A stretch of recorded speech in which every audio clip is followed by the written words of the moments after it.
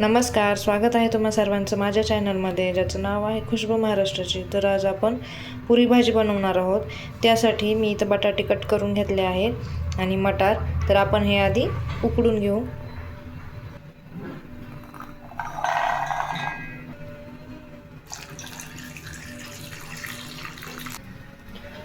इथं बटाटे उकडतायत तोपर्यंत आपण पीठ मळून घेऊ।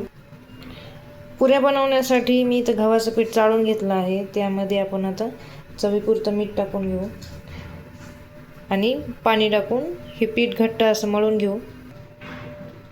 बघा, मी असं घट्ट असं पीठ मळून घेतलं आहे। आता आपण हे 10 मिनिटं बाजूला ठेवू।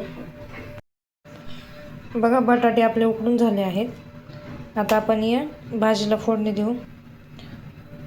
भाजी बनवण्यासाठी मी हा मसाला बनवून घेतला आहे। कांदा, खोबरं भाजून घेतलं आहे, त्यामध्ये लसूण हे सगळं बारीक वाटून घेतलं आहे। चला तर आपण आता भाजी बनवूया। भाजी बनवण्यासाठी मी तेल गरम करायला ठेवलं होतं। तेल गरम झालं, त्यामध्ये आपण आता जिरे मोहरी टाकून घेऊ, कढीपत्ता आणि हा बनवलेला मसाला हा व्यवस्थित परतून घेऊ आपण।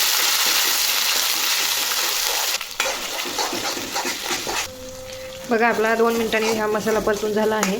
आता यामध्ये आपण सुके मसाले घालू। सुक्या मसाल्यांमध्ये मी इथं घरगुती काळा मसाला घेतला आहे, गरम मसाला, हळद, लाल तिखट आणि किचन किंग मसाला। आता आपण हे मसाले सर्व याच्यामध्ये टाकून परत 2 मिनिटांसाठी परतून घेऊ।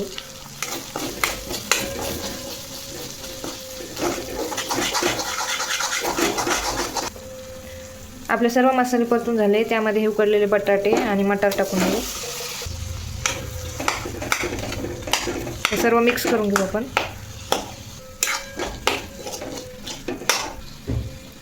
यामध्ये आता पाणी टाकू।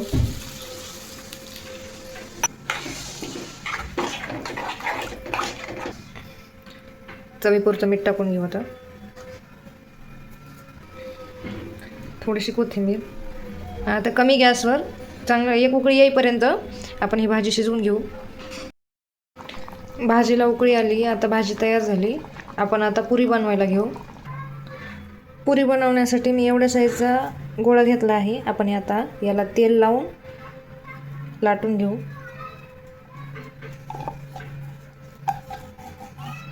पुरीला पीठ लावायचं नाही, पीठ जर लावलं तर तेल जास्त शोषून घेते तळताना, त्यामुळे तेल लावूनच पुरी लाटून घ्यायची।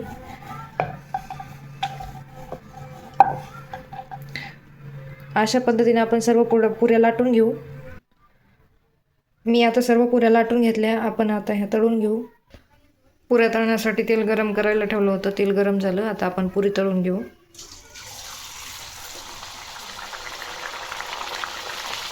पुऱ्या तळताना आपण अगोदर एक साईडच तळून घ्यायची, पूर्ण फुल द्यायची, नंतर दुसऱ्या साईडनं तळायची।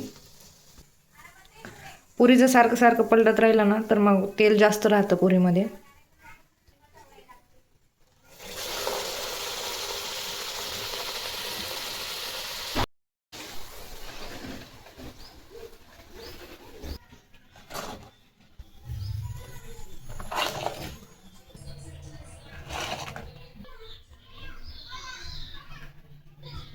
बघा, तयार आहे पुरी आणि भाजी। तुम्ही पण अशी पुरी भाजी तयार करून बघा, नक्की तुम्हाला आवडेल। माझा व्हिडिओ जर तुम्हाला आवडला असेल तर नक्की लाईक करा आणि शेवटपर्यंत व्हिडिओ पाहिल्याबद्दल धन्यवाद।